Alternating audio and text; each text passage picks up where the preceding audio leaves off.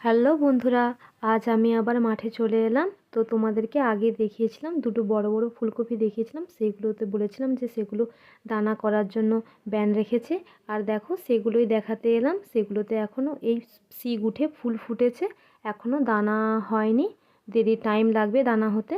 তো আমি দেখতে এসেছিলাম দানা হয়েছে কি না, তো এখনও হয়নি। আর এর দানাগুলো পুরো কালো সর্ষে দানা যেরকম হয়, পুরো সেই রকম একই রকম। কেউ যদি না জেনে নিয়ে নেয় তো বুঝতেই পারবে না যে কফি দানা কোনটা আর সর্ষে দানা কোনটা।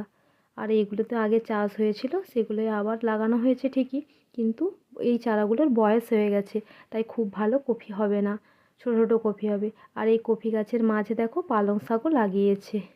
জমিগুলো পড়েছিল, তাই জল কম থাকার জন্য এখানে পানা হয়ে গেছে। আর তো ভিডিওটা যদি ভালো লেগে থাকে লাইক সাবস্ক্রাইব করে দিও। টাটা বন্ধুরা, সবাই ভালো থেকো।